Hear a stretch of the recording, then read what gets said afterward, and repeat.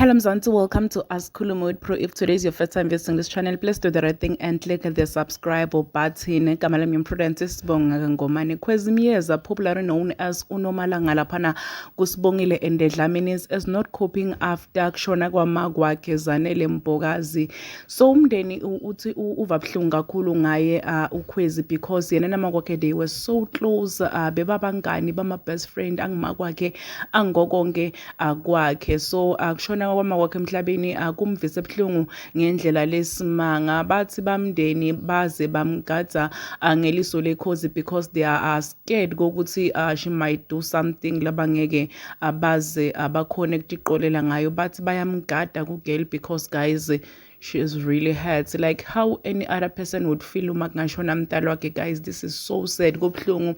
Ungathi bantu babantu njena Mzansi uva buhlungu kangaka, like how about yena? Guys, it's so sad. I didn't know actually kokuthi uKhwezi was uZanele's daughter. I really didn't know, but mase ngibona pictures abo nyalo sengiyabona kusaye man qha baze bafana bantu waze watikhipha uZanele laphayana kuKhwezi. Kubuhlungu kakhulu guys lokhu bavelele kanti siyaqhubeka asingumzansi kokuthi sithi vutvu akwehlanga. Guys, lelo ngwehlanga uNkulunkulu uphile, uNkulunkulu uthethe, and iliqebo lakhe lingevinjwa. May her beautiful soul rest in peace. Please subscribe, share this video, comment your thoughts down in the comment section. Don't forget to hit the notification bell so that you can be notified whenever I upload a new video. This is the end of my video. I am signing out.